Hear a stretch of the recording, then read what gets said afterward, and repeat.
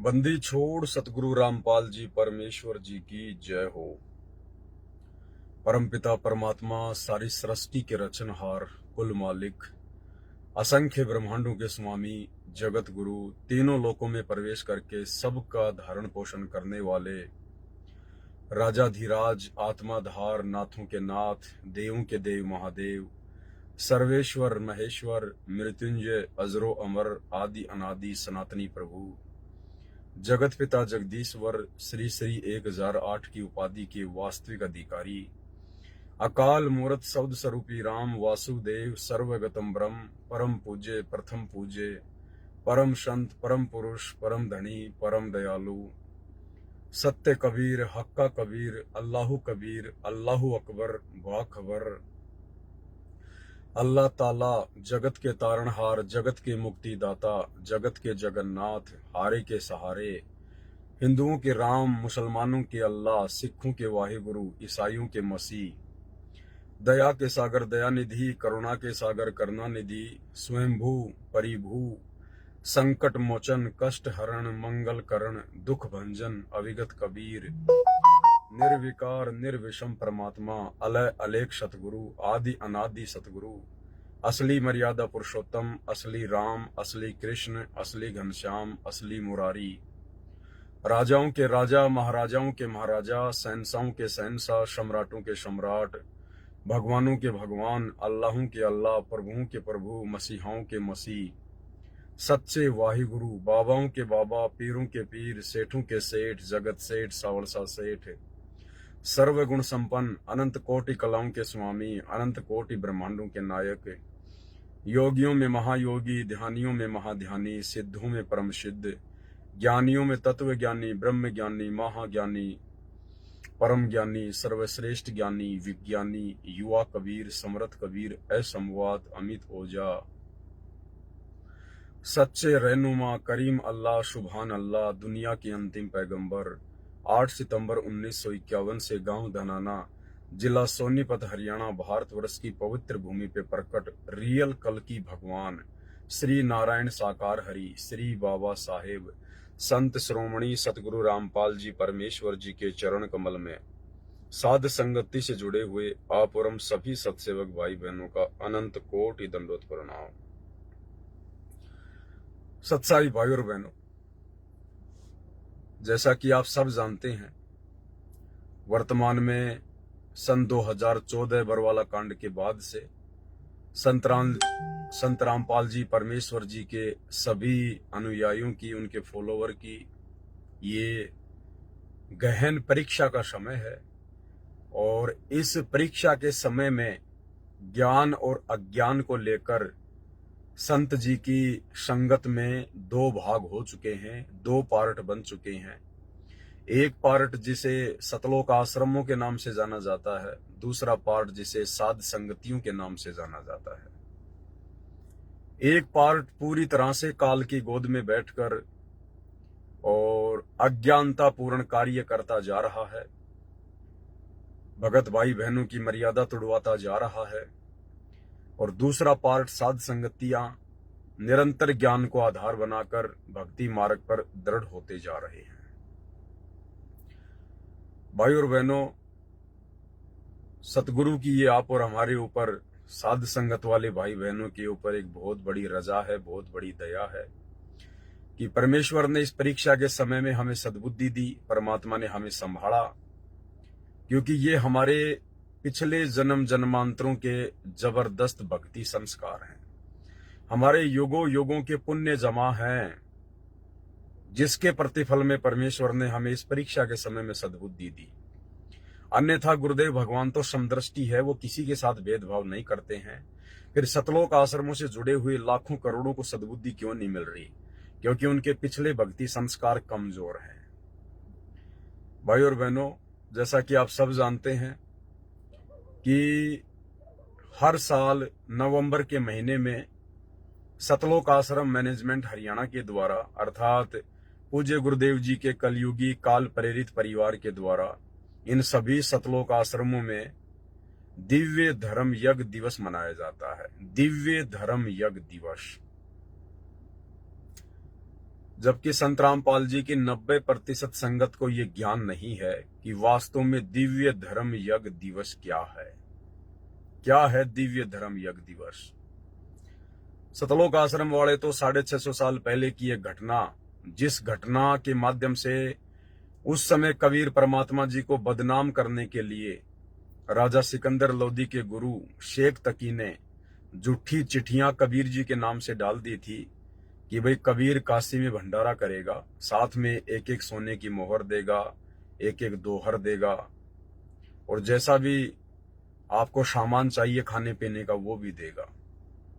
तो 650 साल पहले कबीर परमात्मा को बदनाम करने के लिए, उनसे काशी शहर छुड़वाने के लिए कि कबीर तो एक गरीब जुलाहा है, सुबह खाना खाता है, शाम का पता नहीं, और जब 18-20 लाख लोग इसके दर पर आ जाएंगे तो ये कैसे खाना खिलाएगा, ये तो काशी छोड़कर भाग जाएगा। तो ये जो दिव्य धर्म यज्ञ दिवस मनाया जाता है ना, ये दिव्य धर्म यज्ञ दिवस वैसे वर्तमान में नहीं मनाना चाहिए, क्योंकि ये तो भगवान को बदनाम करने के लिए मनाया गया था। जैसा कि काल प्रेरणा से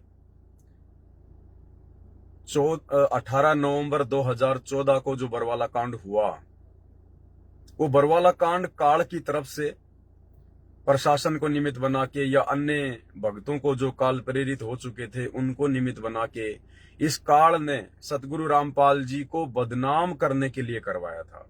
संत रामपाल जी के सत भक्ति मार्ग को नष्ट करवाने के लिए बरवाला कांड करवाया था। अब यदि कोई हर साल बरवाला कांड की याद में कोई यज्ञ मनाए, कोई दिवस मनाए, तो ये उन भक्तों की महामूर्खता को जाहिर करता है। अरे वो तो काला दिन था, वो तो काला दिन था जो आपके गुरुदेव भगवान को बदनाम करने के लिए जो है काल के द्वारा वो कांड करवाया गया था।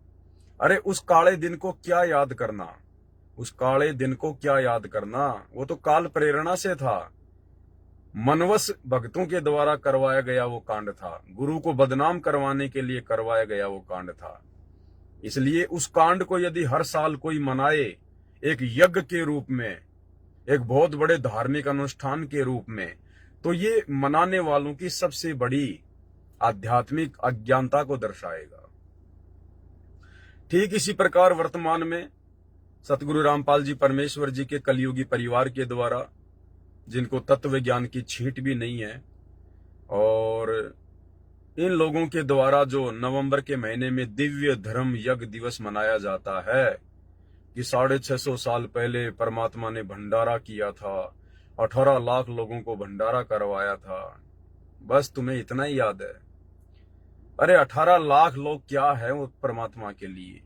वो परमात्मा तो तीनों लोकों में असंख्य आत्माओं को रोजाना दिन में 3 बार भंडारा करवाता है। तीनों लोकों में प्रवेश करके जो परमात्मा सबका भरण पोषण करता है, अरे उस परमात्मा का तुम 18 लाख लोगों के लिए करवाए गए भंडारे को तुम लोग जो है संगत में इस प्रकार से बढ़ा चढ़ा के अपने धार्मिक धंधे के रूप में पेश कर रहे हो। वो परमात्मा तो प्रतिदिन असंख्य युगों से, जब से सृष्टि रची गई है, ये तो असंख्य आत्माओं को रोजाना भंडारा करवा रहा है, रोजाना। तो भाई और बहनों, ये जो सतलोक आश्रमों में दिव्य धर्म यज्ञ दिवस के नाम पे जो ड्रामेबाजी चल रही है, ये काल प्रेरणा से जो पाखंड शुरू कर रखा है, ये असल में दिव्य धर्म धंधा दिवस है। ये दिव्य धर्म धंधा दिवस है, धंधा दिवस है।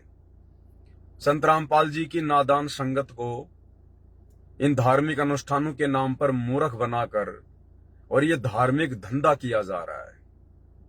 अन्यथा 650 साल पहले जिस भंडारे की याद में, जिस भंडारे के नाम पर वर्तमान में दिव्य धर्म यज्ञ दिवस मनाया जा रहा है, अरे वो भंडारा तो हमारे परमात्मा को बदनाम करवाने के लिए जो है वो करवाया गया था, बदनाम करने के लिए। वो तो परमात्मा ने दया बख्शी, वो तो समर्थ थे, अपने समर्थता उन्होंने दिखाई, अन्यथा उनको तो बदनाम करवाने के लिए वो ड्रामा किया गया था शेख तकी के द्वारा। और वही ड्रामा वर्तमान में सतलोक आश्रम वालों ने शुरू कर दिया है। उसी परमात्मा के नाम की आड़ में, संत रामपाल जी के नाम की आड़ में। तो भाई और बहनों, ये टोटली धर्म को धंधा बनाया जा रहा है, टोटली धर्म को धंधा। असल में दिव्य धर्म यज्ञ दिवस क्या है, इसकी तो किसी को पहचान ही नहीं है, किसी को जानकारी ही नहीं है, क्योंकि ये काल की 21 ब्रह्मांड की सृष्टि है और यहां पर परमात्मा खुद भी आकर अंत में रोता है। अंत में भगवान को भी रोना पड़ता है, माथे पे थप्पी मारनी पड़ती है कि मैं किन मूर्खों के साथ में माथा पच्ची कर रहा हूं। इतना ज्ञान समझा दिया, इतना बता दिया, उसके बावजूद भी इनके समझ में नहीं आ रहा कि हमारे को असल में करना क्या चाहिए। समय निकलता जा रहा है और ड्रामेबाजी में लोगों को आनंद आता है। तो अंत में परमात्मा भी रोता है इस गंदे लोक में कि मैं रोवत हूं सृष्टि को, ये सृष्टि रोवे मोहे, और गरीब दास इस वियोग को समझ न सकता कोई। अब असल में दिव्य धर्म यज्ञ दिवस क्या है जो भक्तों ने रोजाना मनाना चाहिए? अरे तुम तो साल में एक बार दिव्य धर्म यज्ञ दिवस मनाकर निफराम हो गए। बस वो परमात्मा क्या साल में एक बार ही भोजन करवाता है क्या? क्या एक बार ही भंडारा करवाता है क्या वो परमात्मा साल में? अरे वो तो रोजाना दिन में 4-4, 5-5 बार असंख्य ब्रह्मांडों में असंख्य प्राणियों को भंडारा करवा रहा है। अब ये असल में दिव्य धर्म यज्ञ दिवस क्या है? भाई और बहनों, गीता जी अध्याय 3 श्लोक नंबर 13 के अनुसार जो साधक अपने गुरु को इष्ट रूप में मानकर उनकी पूजा करेगा और जो परमात्मा के विधि विधान अनुसार गुरु को ही इष्ट मानकर प्रतिदिन जो अपने गुरुदेव को भोग लगाएगा और गुरुदेव के भोग लगने के बाद जो बचा कुछ अन्न है वो प्रसाद रूप में खाएगा, भंडारे के रूप में खाएगा, असल में वो दुनिया का सबसे बड़ा दिव्य धर्म यज्ञ दिवस है। ये सबसे बड़ा दिव्य धर्म यज्ञ दिवस है। ये है वो शास्त्र अनुकूल सत भक्ति दिव्य धर्म यज्ञ दिवस। तो इस पूरी सृष्टि में, 21 ब्रह्मांड में और इस पृथ्वी पर वर्तमान में यदि वास्तव में कोई दिव्य धर्म यज्ञ दिवस मना रहा है, प्रतिदिन मना रहा है, परमेश्वर के विधि विधान अनुसार मना रहा है, तो केवल सत्सेवक भाई बहन है जो गीता जी अध्याय 3 श्लोक 13 के अनुसार अपने गुरु को ही इष्ट मानकर प्रतिदिन उन्हें भोग लगाते हैं। वो सबसे बड़ा दिव्य धर्म यज्ञ दिवस है। उससे बड़ा दिव्य धर्म यज्ञ दिवस सृष्टि में कोई दूसरा नहीं है। और उन आश्रमों में केवल दिव्य धर्म यज्ञ दिवस के नाम पे धार्मिक धंधा किया जा रहा है। वहां गुरुदेव को इष्ट मानकर भोग नहीं लगाया जाता है, वहां गुरु को परमात्मा मानकर भक्ति नहीं की जाती है, वहां इष्ट माना जाता है।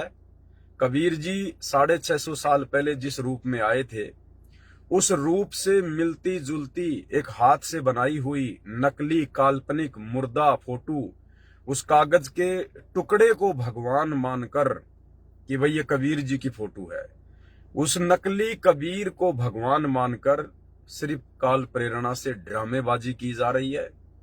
भगत भाई बहनों का अनमोल समय बर्बाद करवाया जा रहा है। भगत भाई बहनों की अनमोल श्वासें बर्बाद करवाई जा रही है और भक्तों को दान धर्म और ज्योति पाठ के नाम पर बलि का बकरा बनाया जा रहा है। वो कोई दिव्य धर्म यज्ञ दिवस नहीं है, उसका किसी भी प्रकार का कोई बेनिफिट नहीं मिलने वाला है इस भक्ति मार्ग में, क्योंकि ये ज्ञान मार्ग है, सत भक्ति मार्ग है, मोक्ष मार्ग है। इस मार्ग में हमने वही क्रिया करनी पड़ेगी जो क्रिया शास्त्र विधि के अनुसार है। तो ये जो दिव्य धर्म यज्ञ दिवस इन सतलोक आश्रमों में काशी वाले भंडारे की याद में बनाया जा रहा है, ये शास्त्र विधि को त्याग के मनमाना आचरण किया जा रहा है, मनमाना आचरण काल प्रेरणा से। और इससे भक्तों को नुकसान ही नुकसान होगा, नुकसान ही नुकसान। ठीक है, जब तक नुकसान नहीं हो रहा है तो कोई ये ना समझे कि भाई हम जो क्रिया कर रहे हैं वो बिल्कुल सही है, हम पर गुरुदेव भगवान प्रसन्न हैं। नहीं, उल्टी क्रिया तो पूरी दुनिया कर रही है। मंदिरों में जाने वालों की भी उल्टी क्रिया है, मस्जिदों में जाने वालों की भी उल्टी क्रिया है, चर्च और गुरुद्वारों में जाने वालों की भी उल्टी क्रिया है। ये देवी देवताओं की पूजा पाठ और भक्ति करने वालों की भी उल्टी क्रिया है। देवी देवताओं के नाम पर भंडारे करने वालों की भी उल्टी क्रिया है। लेकिन दुख और परेशानियां तो उनके सामने भी नहीं आ रही, और वो लोग भी ये सोच बैठते हैं कि हम जो देवी देवताओं की पूजा कर रहे हैं, जो भंडारे कर रहे हैं, मंदिरों में मस्जिदों में जा रहे हैं, हमारी भक्ति बहुत अच्छी है, भगवान हम पे प्रसन्न है, हमारे काम धंधे बहुत अच्छे चल रहे हैं, हमारे पास बड़ी बड़ी फैक्ट्रियां हैं, हमने राजपद प्राप्त कर लिए इन्हीं देवी देवताओं की पूजा पाठ करते करते। लेकिन असल में आप और हम भगत भाई बहनों को गुरुदेव के ज्ञान आधार से अब पता चल गया कि उनको इन देवी देवताओं की आदि अधूरी भक्ति करते करते, शास्त्र विरुद्ध साधना करते करते, ये भंडारे करते और करवाते जो थोड़े बहुत लाभ प्राप्त हो रहे हैं, कोई मंत्री बन गया है, किसी की फैक्ट्री लग गई है, किसी के घर में लॉटरी लग गई है, कोई बहुत बड़ा पैसे वाला बन गया, किसी का काम धंधा बहुत अच्छा चल रहा है, असल में ये उनको उन्हीं के पिछले जन्मों की भक्ति के प्रतिफल में ये काल उनको जो भी धन संपदा है वो दे रहा है, सुख दे रहा है। वर्तमान में उनको किसी भी प्रकार का लाभ जो क्रिया वो कर रहे हैं उससे आने वाले समय में नहीं मिलने वाला है। और जब तक उनकी पिछली बैटरी चार्ज है, उनके पिछले पुण्य संचित हैं, तब तक वो चाहे देवी देवताओं की भक्ति करें ना करें, चाहे भंडारे करें ना करें, चाहे रोजाना शराब के ठेके खोलें, चाहे शराब पिएं, चाहे मांस खाएं, उनका बाढ़ भी बाका नहीं होगा। और जिस दिन उनके पिछले पुण्यों वाली बैटरी खर्च हो जाएगी, समाप्त हो जाएगी, उस दिन के बाद फिर उनकी दुर्गति जग जाहिर होती है। एक्सीडेंट में मरते हैं, रोड पर चिपक जाते हैं, किसी का पैर कट गया, किसी का हाथ कट गया, किसी की आंखें फूट गई, कोई बीमारी में हॉस्पिटल में तड़प रहा है। फिर ये क्यों हुआ भाई? अरे आप तो भक्ति कर रहे थे ना, आप तो देवी देवताओं को प्रसन्न कर रहे थे, भक्ति कर रहे थे, भंडारे कर रहे थे, फिर अचानक से आप लोगों के ऊपर पहाड़ जैसी आपत्तियां क्यों आ गई? क्योंकि आप जो कर रहे थे वो शास्त्रों के अनुसार नहीं था, वो विधि विधान अनुसार नहीं था, वो आप देखा देखी कर रहे थे, भेड़ चाल में कर रहे थे। तो ठीक इसी प्रकार भाई और बहनों, वर्तमान में इन सतलोक आश्रमों में इन दिव्य धर्म यज्ञ दिवस के नाम पे या अन्य भंडारों के नाम पर या अन्य किसी भी यज्ञ के नाम पर जो ड्रामेबाजी हो रही है, जो पाखंड चल रहा है, ये सारा का सारा पाखंड सतगुरु रामपाल जी परमेश्वर जी के विधि विधान के विपरीत चल रहा है। और ये भगत भाई बहन समझ रहे हैं कि हम तो बिल्कुल सही भक्ति कर रहे हैं, हमारे को लाभ भी हो रहे हैं, विशेष कोई नुकसान भी नहीं हो रहा है। लेकिन भाई ये तो आने वाले समय में पता चलेगा जब तुम्हारी पहले की संचित भक्ति कमाई नष्ट होगी, समाप्त होगी। और वर्तमान में तुम सबके नाम खंडित हैं, वर्तमान में तुम सबकी मर्यादा खंडित है, क्योंकि सतलोक आश्रम मैनेजमेंट हरियाणा ने, गुरुदेव के कलयुगी परिवार ने आप लोगों को ना घर का छोड़ा, ना घाट का धोबी का कुत्ता बना के छोड़ दिया है।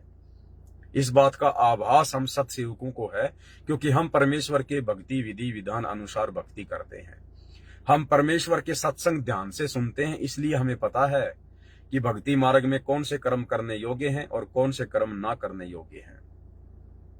तो भाई और बहनों, आप और हमारा परम सौभाग्य है, क्योंकि परमात्मा जब धरती पर आते हैं तो चुनिंदा आत्माओं के ऊपर ही अपनी विशेष रजा करते हैं। मालिक कहते हैं ना कि भाई गोता मारूं स्वर्ग में, जा बैठूं पाताल, और गरीब दास ढूंढता फिरूं अपने हीरे मोती लाल। बाकी यहां पर कबाड़ है, कबाड़, और ये परमात्मा उस कबाड़ का सौदागर नहीं है, परमात्मा तो भक्तों का सौदागर है, भक्ति का सौदागर है। तो हीरे मोती लाल जो परमेश्वर ने छांटने थे भक्ति करवाने के लिए, सतलोक के योग्य बनाने के लिए, वो परमेश्वर ने सत्सेवकों के रूप में छांट लिए हैं। और निरंतर साध संगतियों के माध्यम से परमात्मा हमारे विश्वास को दृढ़ कर रहे हैं।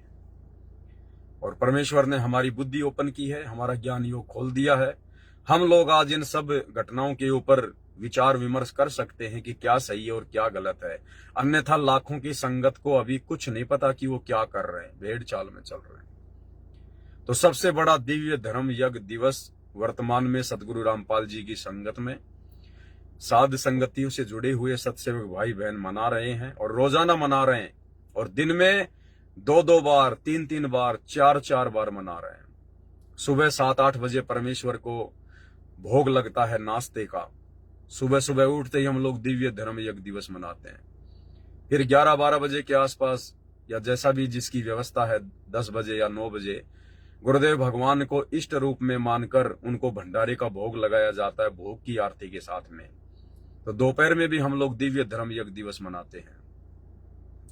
फिर शाम को 4-5 बजे के आसपास गुरुदेव को फल फ्रूट का या जूस का या मेवे राम का, जैसा भी जिसकी व्यवस्था है, भोग की आरती के साथ इष्ट रूप में मानकर भोग लगाया जाता है। हम लोग शाम के समय भी दिव्य धर्म यज्ञ दिवस मनाते हैं। और फिर रात्रि 7-8 बजे के आसपास फिर परमेश्वर को भंडारे का भोग लगता है भोग की आरती के साथ इष्ट रूप में मानकर। फिर रात्रि में भी हम लोग दिव्य धर्म यज्ञ दिवस मनाते हैं। तो असल में यदि कोई दिव्य धर्म यज्ञ दिवस मना रहा है तो सतगुरु रामपाल जी के साथ संगति से जुड़े हुए फॉलोवर हैं। अन्यथा भाई और बहनों, हर जगह ड्रामेबाजी हो रही है, पाखंडबाजी हो रही है। ये परीक्षा का समय है। सतगुरु रामपाल जी भगवान किसी को कुछ नहीं कहेंगे। जो जैसा करेगा अंत में उसका परिणाम उसके सामने रख देंगे कि बेटा देखो, मैंने तो समझा दिया था, 30 साल से मैंने ज्ञान दिया, अब मैंने सत्संग कर दिए तो सुनने तो तुम्हें पड़ेंगे ना। ये थोड़ी कि गुरु सत्संग करेगा और गुरु ही सुनेगा। अरे गुरु ने सत्संग कर दिए अपने भक्तों को सुनने के लिए, विचार विमर्श करने के लिए, उन सत्संगों पर अमल करने के लिए, चिंतन मनन करने के लिए। वो लाखों की संगत ने किया नहीं। तो परमात्मा कह देगा बेटा मैंने तो मेरी तरफ से कोई कमी छोड़ी नहीं थी, कमी रही तो तुम्हारी रही, सत्संग सुनने की, चिंतन मनन करने की, निष्कर्ष निकालने की। अब मेरी क्या गलती है? जैसा तुमने बीज बोया है अब फल तो वैसा ही लगेगा और वैसे ही परिणाम फिर इस संगत को भोगने पड़ेंगे। तो भाई और बहनों, आप ये ना सोचो कि परमात्मा धरती पे आता है तो उस समय पूरे प्राणियों को सतलोक ले जाता है, सबको पार कर ले जाता है।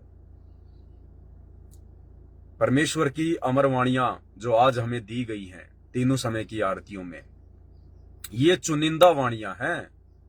गरीबदास जी के ग्रंथ साहिब में जो 24,000 वाणियां हैं और कबीर सागर जो 1800 पेज का है उसमें कितनी वाणियां हैं, इन दोनों में से मिलाकर सतगुरु रामपाल जी ने हमें जो 3 समय की आरती बनाकर दी हैं, जो 200-250 वाणियां दी हैं, ये चुनिंदा वाणियां हैं। प्रत्येक वाणी पे हमको अमल करना पड़ेगा।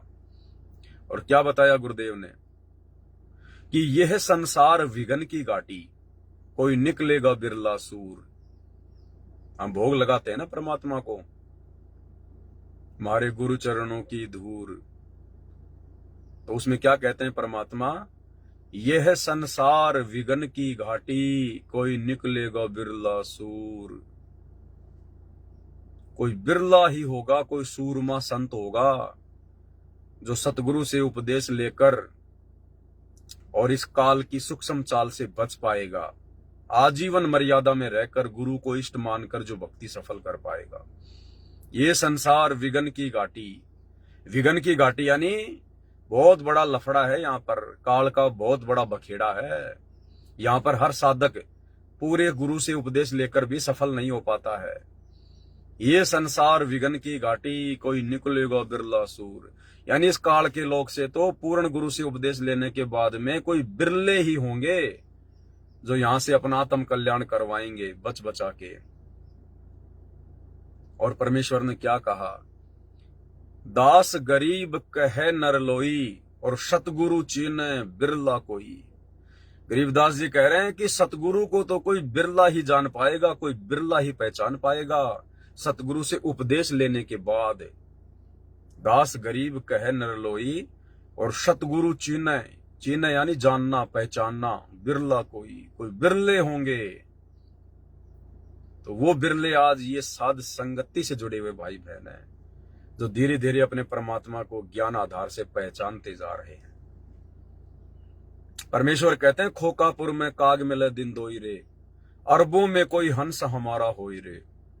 गुरुदेव कहते हैं मेरा तो कोई इक्का दुक्का भगत होता है अरबों में, यानी आज पूरे विश्व की जनसंख्या अरबों में है। तो ये जो वाणी बोली गई है ना, ये वर्तमान समय को ध्यान में रख के बोली गई है कि जब वो परमात्मा इस खोकापुर में आएगा, खोकापुर यानी काल के 21 ब्रह्मांड खोकापुर, खोकापुर में काग मिले दिन दोई रे।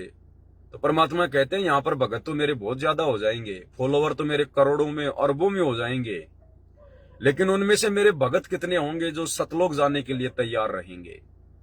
तो परमेश्वर कहते हैं खोकापुर में काग मिले दिन दोई रे, अरबों में कोई हंस हमारा होई रे। करोड़ों में अरबों में परमात्मा के कोई बच्चे होंगे जो अपने आत्म कल्याण के लिए इस काल की सूक्ष्म चाल से बच बचा के अपनी भक्ति को आजीवन मर्यादा में रह के प्रफुल्लित करेंगे। बहुत भयंकर लफड़ा है भाई और बहनों, बहुत भयंकर। और इससे केवल वही बच सकता है, वही साधक बच सकता है जिस साधक पर उसके गुरुदेव भगवान की असीम कृपा होगी, असीम, एंडलेस कृपा। और वो एंडलेस कृपा, वो असीम कृपा केवल साध संगति से जुड़े हुए सत्सेवक भाई बहनों के ऊपर। तो भाई और बहनों, हम इस दया को इसी प्रकार से बना के रखें। और ये कबीर सागर के सरलार्थ के ऊपर जो परमात्मा वीडियो बनवा रहे हैं, एक एक वीडियो भाई और बहन, एक एक वीडियो, इन वीडियो की कोई कीमत नहीं है, कोई कीमत नहीं है। अगर ये तीनों लोक भी एक तरफ रख दिए जाए, पृथ्वी, पाताल और आकाश, ये स्वर्ग लोक, और ये सात संगति का एक एक वीडियो अगर एक तरफ रखा जाए, तो इन तीनों लोकों का वजन कम है। क्योंकि ये तीनों लोग तो जेल हैं, और ये सात संगति के वीडियो हमारे विश्वास को बढ़ाकर हमें जेल से बाहर निकालने में हमारी मदद करेंगे। तो वार एंड पार नहीं है सतगुरु रामपाल जी भगवान की रजा का, जो रजा उन्होंने सत्सेवकों के ऊपर बख्शी हुई है। तो आज का जो वीडियो है 12 नवंबर का, बहुत ही ज्यादा इंपॉर्टेंट है, बहुत ही ज्यादा महत्वपूर्ण है। और गुरुदेव के छोटे कलयुगी बेटे मनोज का जो इंटरव्यू आया है, उस इंटरव्यू को माध्यम बनाकर ये वीडियो आप भाई बहनों के लिए बनाया गया है। आप लोगों को भली भांति देखने के बाद ज्ञान होगा कि गुरुदेव का परिवार बिल्कुल अंधकार में जी रही है, बिल्कुल अंधकार में। मतलब रत्ती भर भी ज्ञान नहीं है उन लोगों को, गुरुजी के बेटा बेटी भाई बंधु रिश्तेदारों को, इन कोऑर्डिनेटरों को रत्ती भर भी तत्व ज्ञान की छींट नहीं है, रत्ती भर भी। खुद उस मनोज के इंटरव्यू से आप लोगों को साबित कर देंगे। अरे घर में परमात्मा आया हुआ है, घर में भगवान आया हुआ है, और ये लोग अंधेरे में। सही कहा है वो कहावत है कि दीपक नीचे हमेशा अंधेरा रहता है, दीपक के नीचे उसकी रोशनी नहीं जाती, अंधेरा रहता है, और आसपास में दीपक रोशनी कर देता है।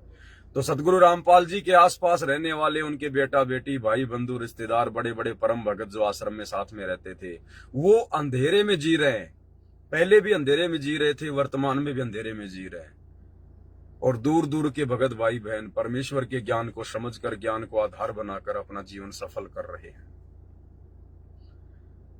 तो भाई और बहनों, एक बहुत बड़ी रजा गुरुदेव ने बख्शी है आप और हमारे ऊपर।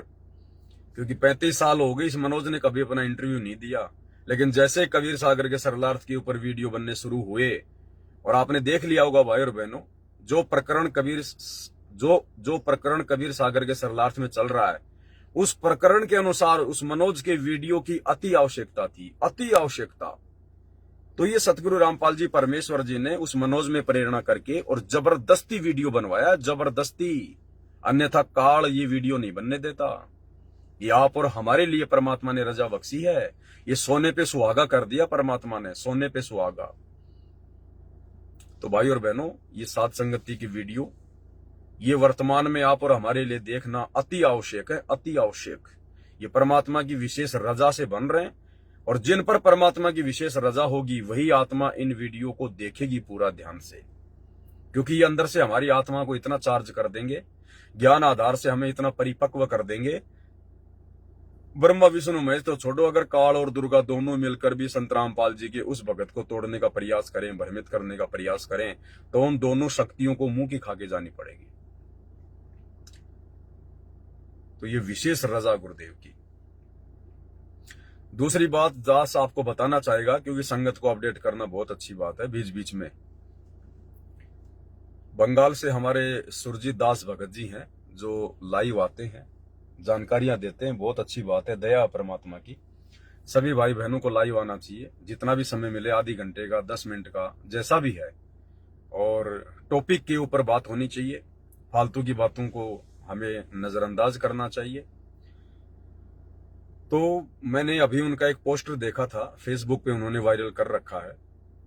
उस पोस्टर में उन्होंने दास की फोटो लगा रखी है, गुरुदेव भगवान की फोटो लगा रखी है, और लिख रखा है कि जब तक सूरज चांद रहेगा, सतगुरु रामपाल जी परमेश्वर जी के साथ साथ पवन दास तेरा नाम रहेगा। उन्होंने वो पोस्टर बना के डाला है। भाई और बहनों, देखो, ये भी कहीं न कहीं वर्तमान में थोड़ी सी हमारी अज्ञानता को दर्शाता है। ये भी थोड़ी सी हमारी नादानी को दर्शाता है। क्यों दर्शाता है? क्योंकि वर्तमान में जो समय चल रहा है ये परीक्षा का समय है। सन 2014 बरवाला कांड के बाद से और जब तक सतगुरु रामपाल जी भगवान हिसार जेल से अपने मिशन को पूरा करके बाहर नहीं आ जाते हैं, तब तक ये हमारी परीक्षा का समय है, परीक्षा का टाइम है। और इस परीक्षा के समय में हमने कितना सोच समझ कर चलना है। देखो, ये दास भी आपकी तरह जीव है, एक भगत है। जैसे आप हैं वैसा ही मैं हूं, कोई अंतर नहीं है किसी भी प्रकार का। थोड़ी बहुत परमात्मा ने जो बोलने की शब्द शक्ति दी है और जिस प्रकार से परमात्मा दास को मर्यादाओं में रखते हैं ताकि मेरे द्वारा बोले गए शब्दों का अन्य भक्तों पर असर हो, ये गुरुदेव की ही रजा है, गुरुदेव की ही दया है। लेकिन मैं तो जीव हूं, मैं तो आपकी तरह भगत हूं। मेरे ऊपर भी वो सारे नियम मर्यादा लागू हैं जो आपके ऊपर हैं। और अगर मेरे से जरा सी त्रुटि हो गई, मेरे मन में किसी भी पॉइंट को लेकर किसी भी कारण से यदि मन में दोष आ गया गुरुदेव के प्रति, और यदि मैंने भक्ति त्याग दी, भक्ति छोड़ दी, तो मेरी भी मर्यादा खंडित होगी, मेरा भी नाम खंडित हो जाएगा, मैं भी परमात्मा से दूर हो जाऊंगा। फिर उस समय वो पोस्टर क्या काम का भगत जी, कि जब तक सूरज चांद रहेगा परमेश्वर सतगुरु रामपाल जी के साथ साथ पवनदास भगत का नाम रहेगा। भाई, आप लोग जो पोस्टर बना रहे हो, इस प्रकार की जो बातें आपने बनाई है, या कोई भी भाई बहन इस प्रकार की बातें सोचता है, ये अकेले सुरजीत दास जी को मैं नहीं कह रहा हूं। और क्या होता है कि परमात्मा किन्हीं आत्माओं को निमित्त बनाते हैं, परमात्मा किन्हीं आत्माओं को निमित्त बनाते हैं संगत में एक संदेशा भिजवाने के लिए। लेकिन उसके बावजूद भी उस भगत को ये विचार करना चाहिए, क्योंकि भगत ने बनाया तो अपने दिमाग लगा के है, भगत ने बनाया तो अपने हाथों से है, तो वो कर्म भी है भगत का। और परमात्मा उस भगत में इस प्रकार की प्रेरणा करके संगत में एक संदेशा भी भिजवा देते हैं। तो ये सभी के लिए है। अब कल को मान लीजिए किसी कारण से मैंने भक्ति छोड़ दी, भाई कोई अमर पट्टा तो लिखा नहीं है कि पवनदास भगत अब संत रामपाल जी को छोड़ेगा ही नहीं या उनकी भक्ति को छोड़ेगा ही नहीं।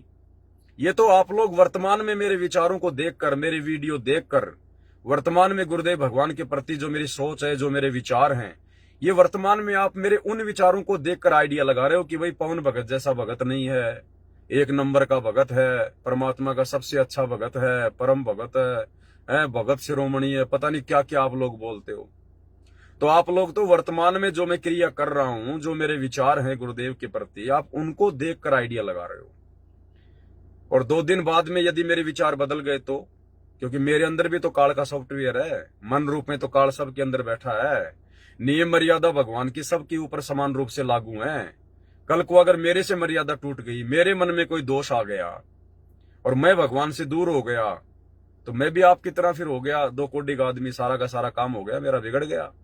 फिर उस समय वो पोस्टर क्या काम के कि भाई जब तक सूरज चांद रहेगा संत रामपाल जी के साथ साथ पवनदास का नाम रहेगा। तो भाई और बहनों, ये भी कहीं न कहीं हमारी थोड़ी कमजोरी है, नादानी है। कल को गुरुदेव भगवान के आने के बाद भी हमने किसी भी भगत के लिए इस प्रकार के शब्दों का प्रयोग नहीं करना है। क्योंकि देखो, ये परमात्मा ने जितने भी बड़े बड़े भगत बनाने थे, जो परम भगत बनाने थे, भगत शिरोमणि बनाने थे, ये बन गए पहले। ये सतयुग में बना के छोड़ दिए भगवान ने। सतयुग में सहते जी आए थे, द्वापर में बंके जी थे, त्रेता में जो है और भगत थे, कलयुग में जो है धर्मदास जी थे, गरीबदास जी के 2 परम भगत थे, जो है बनखंडी दास और संतोष दास। ठीक है, गीसा जी का परम भगत था जीता दास। नानक जी के 2 परम भगत थे, बाला और मर्दाना। भाई और बहनों, ये आज से पहले परमात्मा ने वो भगत बनाने थे, अपने बाद में भक्तों को खड़ा करना था, क्योंकि भक्ति मार्ग को और आगे चलना था। उस समय वो ठीक का समय नहीं आया था, कलयुग की पिछली पीढ़ी नहीं आई थी। इसलिए परमात्मा ने अपने जाने के बाद उन भक्तों के माध्यम से लोगों को भक्ति से जोड़ के रखना था। इसलिए परमात्मा ने वो परम भगत बनाए ताकि दुनिया उनके पीछे लगी रहे उनकी भगवान और भक्ति में आस्था बनी रहे। अब वर्तमान में खुद परमात्मा धरती पे प्रकट है और वर्तमान में वो समय आ गया जिस समय का इंतजार परमात्मा 4 युगों से करते हैं। तो वर्तमान में परमात्मा ने किसी को परम भगत बनाने की आवश्यकता नहीं है। वर्तमान में परमात्मा ने किसी को भगत शिरोमणि बनाने की आवश्यकता नहीं है और ना कोई बनेगा वर्तमान में, ना कोई वर्तमान में कोई संत शिरोमणि बनेगा, क्योंकि परमात्मा धरती पर है। अगर उस सतगुरु रूप में आए हुए परमात्मा के अतिरिक्त यदि किसी की आस्था किसी भगत में हो गई तो फिर उस भगत का काम बिगड़ जाएगा। इसलिए परमात्मा इस भक्ति का खुद ही प्लेयर है, खुद ही रेफरी है। अब परमात्मा किसी और को यहां पर ठेकेदार नहीं बनाएगा। तो भाई और बहनों, हमने किसी भी भगत को उसके किसी भी पॉइंट से हमने विशेष महत्व नहीं देना है। हम सब परमात्मा के लिए एक समान हैं। ये गुरुदेव भगवान समदृष्टि है। जितना महत्व गुरुदेव भगवान के लिए मैं रखता हूं उतना ही आप रखते हो। जब गुरुदेव हमें सत्संगों में यहां तक बताते हैं कि वो परमात्मा चींटी में और हाथी में कोई अंतर नहीं करता है, उस परमात्मा के लिए चींटी भी उतनी महत्वपूर्ण है और हाथी भी उतना महत्वपूर्ण है। ये शरीर तो आप और हम देखते हैं। अगर किसी आदमी से अगर रात को सोते समय करवट लेते समय अगर मच्छर मर गया, और गर्मियों के महीने में 2 4 5 मच्छर तो मर ही जाते हैं बिस्तर में, लाल हम देखते हैं, वो खून वगैरह लगा रहता है।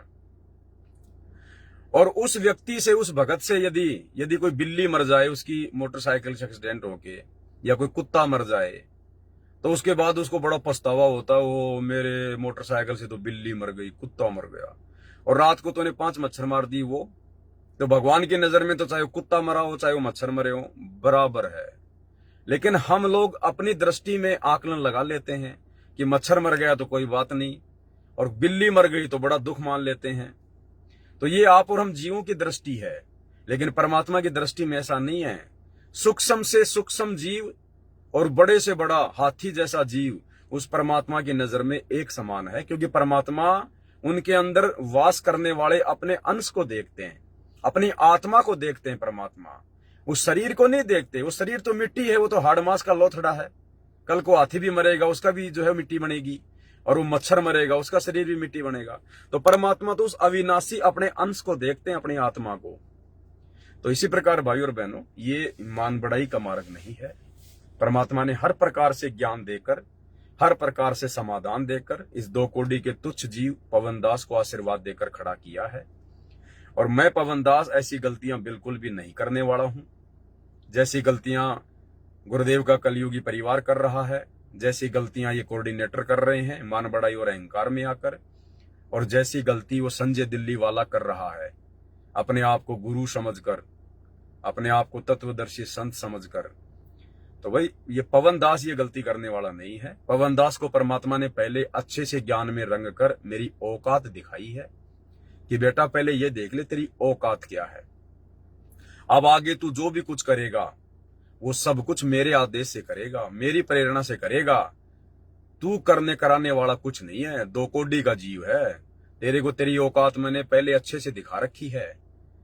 मैंने महीने भर पानी पतासी का ठेला लगाया करता था, तेरे मकान का किराया तक तेरे से नहीं दिया जाता था, तेरे बच्चों की फीस तक तेरे से नहीं भरी, जो है वो टाइम पे भरी जाती थी।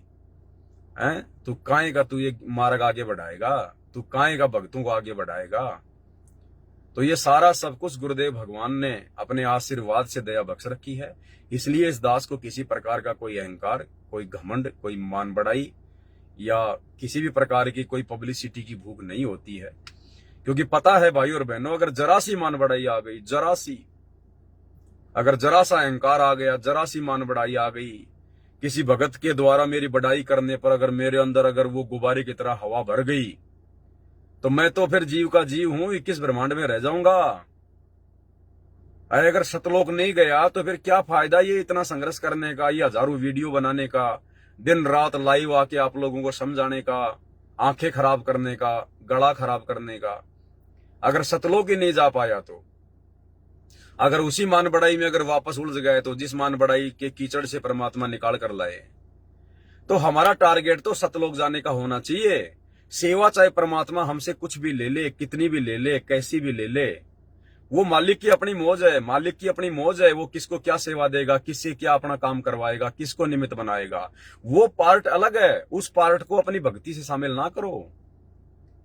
आप बहुत बड़े भगत हैं, बहुत बड़ी सेवा करते हैं, आपके ऊपर गुरुदेव ने बहुत बड़ी दया जो है बरसा रखी है। अगर ये सारी चीजें सोचकर यदि आप भक्ति पर लगे रहोगे तो भाई और बहनों फिर काल साथ में हवा भरता रहेगा। हमने उन सेवाओं को साइड में रखना पड़ेगा कि ये मेरे बस की बात नहीं है सेवा करना। अरे भगवान की सेवा जीव कर देगा। भगवान की सेवा कभी जीव कर सकता है क्या?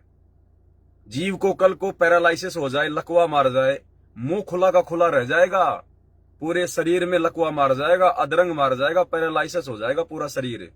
वो जीव खुद के हाथ से अपने लेटरिन भी साफ नहीं कर सकता, वो बाथरूम भी नहीं कर सकता। वो जीव खुद, घर वाले उसकी पैंट खोल के उससे बाथरूम करवाएंगे, उसके मुंह में रोटी का टुकड़ा भी वो घर वाले डालेंगे। तो जीव की क्या औकात है? किस बात की मान बढ़ाई, किस बात का अहंकार? ये शरीर अगर ठीक ठाक चल रहा है तो गुरुदेव भगवान के आशीर्वाद से चल रहा है, उनके रहमो करम पे चल रहा है। ये मिट्टी है, 2 मिनट में इधर उधर हो जाएगी। तो हम जो भक्ति अपनी जो करते हैं ना, अपना सुमरण करना, सत्संग सुनना, मंत्र जाप करना, गुरुदेव को याद करना, उनको भोग लगाना, इस पार्ट को अपना साइड में रखना कि भाई मैं जीव हूं, 2 कोटि का प्राणी हूं, भगवान ने मेरे ऊपर कोई दया बख्शी है, कोई मेहर हुई है, जो भगवान ने मुझे अपनी सत भक्ति दी, अपने चरणों में लिया, और आम भक्तों की तरह भगत बन के मर्यादा और अधीन में रह के अपनी भक्ति को सफल करें। और बाकी जो सेवा यदि परमात्मा आपको एक्स्ट्रा देता है संगत में, तो वो सेवाएं अलग हैं। उसके लिए भी गुरुदेव का बार बार धन्यवाद करो कि परमात्मा आप तो मेरे एक्स्ट्रा शुभ कर्म बनवा रहे हो। हे परमात्मा, लगता है मेरे पास मेरी पिछली भक्ति इतनी ज्यादा नहीं है और ना वर्तमान में मैं पूरी भक्ति जो है वो कर पा रहा हूं, इसलिए आप जी ने मेरे को एक्स्ट्रा ये सेवा दी है ताकि मेरी भक्ति सफल हो सके, ताकि मेरी भक्ति सफल हो सके। भाई और बहनों, जिसको परमात्मा एक्स्ट्रा सेवा देता है ना, वो कमजोर आत्मा होती है। हम लोग अपनी नादानी में ये मान लेते हैं कि ये तो बहुत बड़ा भगत है, भगवान के चरणों में रहता है, 24 घंटे गुरुजी के साथ रहता है, ये तो गुरुजी के ड्राइवर की सेवा करता है, गुरुजी के बॉडीगार्ड की सेवा करता है। भाई और बहनों, वो सबसे कमजोर आत्मा होती है जिसको परमात्मा एक्स्ट्रा सेवा देता है। सबसे कमजोर आत्मा होती है वो। जिस प्रकार से हम अपने बच्चों को स्कूल में भेजते हैं और जिन बच्चों को टीचर ट्यूशन लगाने की सलाह देते हैं कि जी आप अपने बच्चे को ट्यूशन लगाइए, इसको एक्स्ट्रा पढ़ाई पढ़ाइए, वो ट्यूशन उसी बच्चे को एक्स्ट्रा दिया जाता है जो बच्चा टीचर से नहीं समझ पाता है, जो बच्चा अन्य बच्चों की तुलना में पढ़ाई में कमजोर होता है। ट्यूशन हमेशा उसी बच्चे का लगाया जाता है, और जो बच्चा स्कूल में पढ़ाई गई बातों को ढंग से पढ़ लेता है, टाइम पे अपना होमवर्क कर लेता है, उस बच्चे का ट्यूशन नहीं लगाया जाता। अब कोई ये सोच ले कि यार ये तो देखो स्कूल में भी पढ़ता है, स्कूल के बाद में 2 घंटा ये तो ट्यूशन भी जाता है, ये तो बहुत माइंडेड आदमी है, बहुत आगे बढ़ेगा। नहीं, अरे वो तो कमजोर है, उसकी पढ़ाई की पूर्ति करवाने के लिए उसको ट्यूशन लगाया गया है। तो ठीक इसी प्रकार भाई और बहनों, गुरुदेव ने हमें जो भक्ति दे दी है, उस भक्ति के अलावा यदि परमात्मा किसी आत्मा को और अन्य सेवा देता है तो भाई और बहनों वो आत्मा कमजोर है। परमात्मा उसकी भक्ति को बढ़ाना चाहते हैं, उसको अन्य भक्तों की श्रेणी में लाना चाहते हैं, अन्य भक्तों के बराबर खड़ा करना चाहते हैं। तो इस पवन दास के अलावा आप जितने भी सत्सेवक भाई और बहनों, आप परमात्मा की विशेष आत्मा हो। आप लोगों को एक्स्ट्रा ट्यूशन की आवश्यकता नहीं है, एक्स्ट्रा पढ़ाई की जरूरत नहीं है।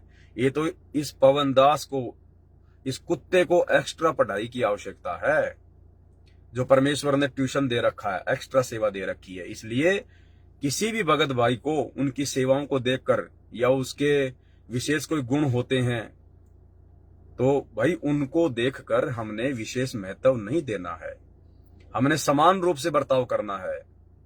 अब चलो ठीक है, पवन दास के ऊपर तो थोड़ी बहुत ज्ञान की परमात्मा ने दया की हुई है।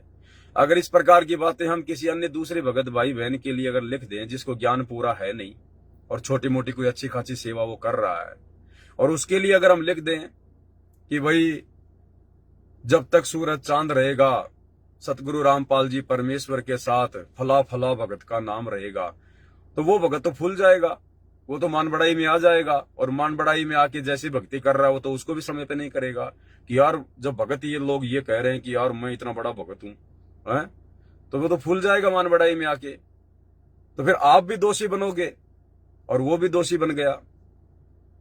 तो हमने अपने गुरुदेव भगवान की जो है वो प्रशंसा के अलावा, अपने गुरुदेव भगवान की वाहवाही के अलावा, ठीक है सुरजीत दास भगत जी का कोई ऐसा मकसद नहीं है कि मैं पवन दास को अपने गुरुजी से ज्यादा महत्व दे रहा हूं या गुरुजी के जो अमल की बराबर उनको महत्व दे रहा हूं, नहीं, ऐसा उनका कुछ नहीं है।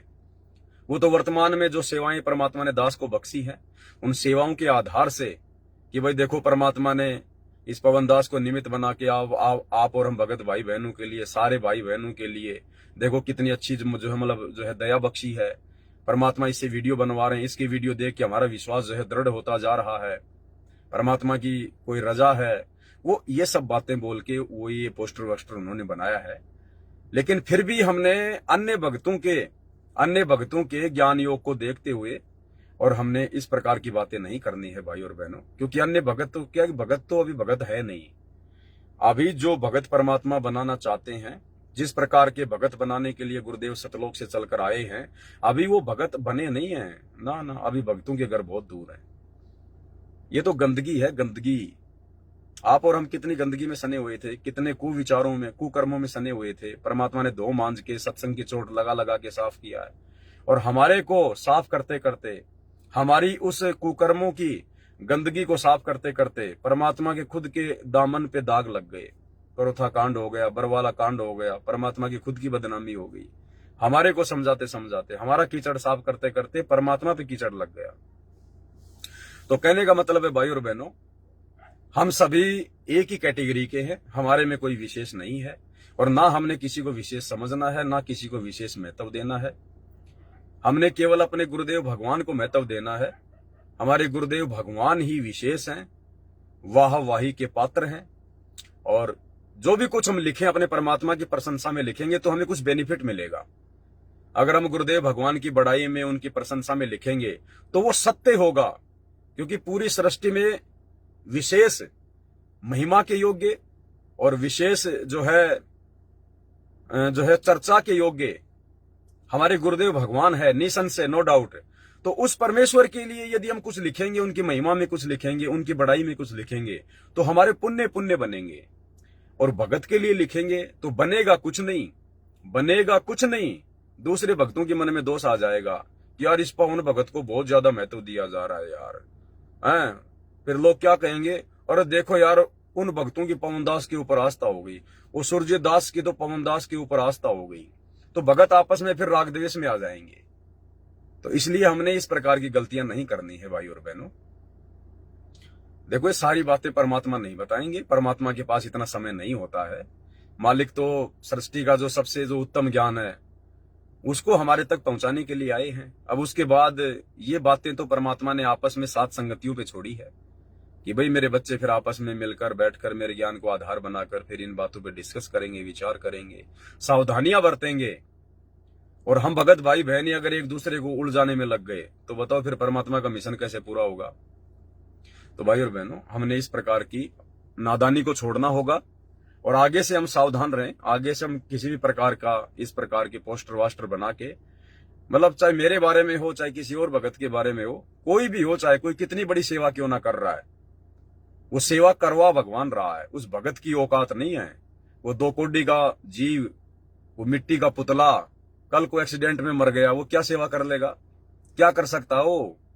आज मैं बहुत अच्छा बोल रहा हूं, कल को मेरे को पैरालाइसिस हो गया, मेरा मुंह बांका हो गया, क्या बोल लूंगा मैं, मुंह में से लार गिरेगी है। मैं घर वालों से एक पानी का गिलास भी नहीं मांग सकता बोल के, 4-4 घंटे की वीडियो कहां से बना दूंगा। तो ये गुरुदेव भगवान की शक्ति से, उनके आशीर्वाद से ये सब कुछ भाई और बहनों चल रहा है। तो हमने बहुत ही सावधान होकर चलना है। इस काल को हमने जरा भी मौका नहीं देना कि संगत में गंदगी फैला दे। हाँ, दूसरे भगत भाई बहन अगर इस प्रकार की कोई गंदगी फैलाने का प्रयास करें या कोई अपनी नादानी में अगर इस प्रकार की बातें अगर वो करता है, तो हम सभी भाई बहनों की जिम्मेदारी बनती है, हम ज्ञान को आधार बनाकर सोच समझकर तुरंत उस भाई को या तो नीचे जो है कमेंट्स करें, या उसका फोन नंबर है तो उसको फोन करें कि भगत जी देखो आप और हमारे इस भक्ति मार्ग में ये बात नहीं है, हमने अपने गुरुदेव के अलावा इस प्रकार से अन्य को महत्व नहीं देना है, अन्यथा हमारा काम बिगड़ जाएगा भगत जी। भक्तों की फिर भक्तों के ऊपर आस्था होने लग जाएगी, तो ये दिक्कत हो जाएगी। तो प्यार प्रेम से हमने उन भाई बहनों को समझाना है, हमने उनके उन पोस्टों को आगे नहीं भेजना। अब सुरजीत दास भगत जी ने जो पोस्टर बना के डाली है फेसबुक पे, अब कम से कम 80-90 भक्तों ने तो लाइक कर रखा है, बहुत सारे भक्तों ने उसको शेयर कर रखा है। और जैसे दास ने सुबह देखा, जैसे परमात्मा को भोग लगाया, भोग लगने के बाद जब दास ने मोबाइल देखा, क्योंकि मैं थोड़ा लाइव आना चाह रहा था, उसी समय देखा तो वो मेरे सामने आ गया। तो मैंने देखा 80-90 भक्तों ने तो लाइक कर रखा है। तो बताओ, जिन भक्तों ने लाइक किया है, अब बताओ उन्होंने दिमाग तो लगाया नहीं, उन्होंने विचार तो किया ही नहीं कि ये जायज है क्या। जब तक सूरज चांद रहेगा, पवनदास भगत का नाम रहेगा। अरे भैया, यहां तो भगत का नाम मिट्टी में मिल जाए तो अच्छा है। जब तक इस काल के लोग से भगत का नाम मिट्टी में नहीं मिलेगा, वो भगत सतलोक नहीं जाएगा। देखो, धर्मदास का नाम क्या कहा परमात्मा ने, जब तक सूरज चांद रहेगा, मीराबाई का नाम रहेगा, कुछ ऐसा जैसे बोलते हैं ना समाज में। परमात्मा तो नहीं बोलते किसी भगत के लिए कि भगत का ऐसे जब तक सूरज चांद रहेगा नाम रहेगा। परमात्मा ने गरीबदास जी के लिए बोला है कि जब तक सूरज चांद रहेगा गरीबदास तेरा नाम रहेगा। तो गरीबदास तो खुद परमात्मा थे, परमात्मा का तो नाम रहेगा रहेगा। जब परमात्मा का नाम मिट जाएगा तो सूरज चांद कहां रहेंगे। तो परमात्मा किसी भगत के लिए नहीं बोलते कि उस भगत का ऐसा नाम रहेगा। और परमात्मा अगर बोल भी दे तो परमात्मा तो 2 मिनट में उन शब्दों को नष्ट भी कर देंगे, लेकिन हम कहां से कर देंगे। तो जब तक भगत का 21 ब्रह्मांड में नाम रहेगा वो पार नहीं हो पाएगा। मीराबाई का नाम चल रहा था ना, दुनिया गीत गाया करती थी, जब तक सूरज चांद रहेगा मीराबाई का नाम रहेगा। वो यहीं पे धक्के खा रही है, यहीं पे धक्के खा रही है। जब तक उसका नाम नहीं मिटेगा, और नाम उसका अब मिटेगा, क्योंकि अब हमें पता चल जाएगा कि मीराबाई पार नहीं हो पाई। क्यों नहीं हो पाई? क्योंकि परमात्मा ने मुक्तिबोध में लिखा हुआ है, परमात्मा ने मुक्तिबोध पुस्तक में लिखा हुआ मीराबाई का फिर से जन्म होगा। अब हमें मीराबाई की असलियत का पता चल जाएगा कि उसने ढंग से भक्ति नहीं करी, गुरु को भगवान नहीं माना। तो हमारी नजरों में वो मीराबाई का वो नाम खत्म हो जाएगा कि काई की मीराबाई। इतनी अच्छी मीराबाई होती तो 650 साल पहले भगवान आके मिला था, भक्ति करके पार हो जाती। आज तक क्यों धक्के खा रही है, माँ के पेट में क्यों जो है नरक भोगते आ रही है। तो आज आप और हमारी नजरों में मीराबाई का वो नाम जिस प्रकार से लोगों ने फैला रखा था, जो महिमा मीराबाई की हो रखी थी, वो समाप्त हो गई। अब मीराबाई आएगी परमात्मा की शरण में, या आ गई होगी। अब मीराबाई का उद्धार हो सकता है अगर मर्यादा में रह के भक्ति करेगी तो। अब वो धर्मदास, अब वो पंडित रामानंद, वो नीरू नीमा, वो सर्वानंद, वो बड़े बड़े भगत, वो सुल्तान अधम, वो नानक जी, जिनके नाम सूरज चांद से भी ऊपर जा रहे थे, जिनको भगत शिरोमणि की उपाधियां दी हुई थी, जिनके नाम पे लोगों ने जो है मंदिर खोल रखे हैं, गुरुद्वारे खोल रखे हैं, रविदास के नाम पे, नानक जी के नाम पे। अब हमें उनका पता चल गया कि उनकी कितनी क्या महिमा है। 2 कोटि के जीव थे, भगवान मिला था उनको, भक्ति की नहीं ढंग से, गुरु को परमात्मा माना नहीं, और यही धक्के खाते हुए आ रहे हैं। अब वो सारे के सारे आएंगे। अब हमें पता चल गया कि काहे के भगत शिरोमणि यही धक्के खा रहे हैं, नरक भोग रहे हैं। अब हमें उनकी औकात का पता चल गया। अब हमारे अंदर उनकी महिमा नहीं बनेगी, क्योंकि हमें असलियत का पता चल गया। अब उनकी महिमा खत्म हो गई, मिट्टी में मिल गई। तो अब उनके पास मौका है पार होने का। अब यदि वो भक्ति करके आजीवन मर्यादा में रह के पार हो जाएंगे, जो इस समय परमात्मा सबको जन्म देगा, किसी को दे दिया होगा, किसी को देगा। अब उनकी महिमा खत्म हुई है, और जब तक इस काललोक से महिमा खत्म नहीं होगी, भगत यहां से बाहर नहीं जा सकता। तो इसलिए ये भक्ति का ये बिल्कुल ये पीक टाइम है, प्राइम टाइम है। हमने अपने गुरुदेव के अलावा अन्य किसी को महिमा नहीं देनी है, क्योंकि भगत की महिमा पहली बात तो होगी नहीं। अब चाहे कोई अपनी तरफ से कितना प्रयास क्यों ना कर ले, क्योंकि इस तत्व ज्ञान के आगे, ये तत्व ज्ञान जिस आत्मा के अंदर परमात्मा फिट कर देगा ना, फिर उसके गुरुदेव भगवान के अलावा उसको सब कुछ फीका फीका नजर आएगा। अरे जब गुरुदेव भगवान की महिमा के आगे ब्रह्मा विष्णु महेश 33 करोड़ देवी देवता, दुर्गा काल अक्षर पुरुष, ये सब फीके 2 कोटि के जीव नजर आ रहे हैं, तो भगत कहां से महिमावान हो जाएगा। तो ये वो समय है भाई और बहनों, भक्तों की महिमा को समाप्त करने का समय है ये। और इस समय यदि हम भक्तों की महिमा बनाएंगे तो फिर गलत हो जाएगा। इसलिए महिमा कीजिए संत की, परमात्मा कहते हैं ना, महिमा कीजिए संत की, तन मन धन सब दे, और सिर मांगे टाड़ा नहीं, चाहे मोर ध्वज लख ले। तो महिमा के योग्य केवल हमारे परम पूज्य गुरुदेव सतगुरु रामपाल जी भगवान है। उन्हीं की महिमा हम करेंगे और उन्हीं की महिमा करनी चाहिए। अन्य सब जीव हैं, और जीव की कभी महिमा सफल नहीं होती है, ना जीव की महिमा किसी दूसरे के काम आती है। ठीक है, अब मान लीजिए आप दो भाई हैं और दोनों भाई आप जी अलग अलग हो रहे हैं, और आपके दूसरे भाई के पास में अरबों खरबों की संपत्ति है और आपके पास नहीं है, तो वो भाई का पैसा आपके काम नहीं आएगा। आपके पास वो भाई का पैसा काम नहीं आएगा। और आपके बाप के पास यदि अरबों खरबों की संपत्ति है तो आपके बाप की संपत्ति आपके काम आएगी। आपका बाप अपनी संपत्ति को अपने बच्चों में बांटेगा, लेकिन आपका भाई अपने भाई को संपत्ति नहीं बांटता। तो भगत की महिमा भगत के काम नहीं आती, भगवान की महिमा भगत के काम आती है। तो गुरुदेव भगवान की महिमा कीजिए जो हम सबके काम आएगी। तो वीडियो ज्यादा लंबा नहीं करेंगे भाई और बहनों, क्योंकि आज रात को फिर 8 बजे आपने लाइव भी जुड़ना है। इसलिए सभी भाई बहन थोड़ा इन बातों का ध्यान रखें। आगे से हमने सभी भाई बहनों को समझाना है, जो गलतियां करेगा उसको समझाना है प्यार प्रेम से, और जो निकम्मा है जो नहीं मानेगा तो फिर परमात्मा ने दास को ड्यूटी दे रखी है। दास फिर लाइव आके खुलेआम फिर उसको साथ संगति से आउट करेगा। उसके बाद उसकी मर्जी, भक्ति करे छोड़े भाड़ में जाए जो मर्जी करे, लेकिन सात संगतियों में फिर उनके लिए आगे से कोई जगह नहीं होगी। तो इसी के साथ दास लाइव समाप्त करता है। बंदी छोड़ सतगुरु रामपाल जी भगवान की जय हो। कोई ऑप्शन आ गया अलग से, एंड हो नहीं रहा। हाँ अब हो जाएगा। सत साई।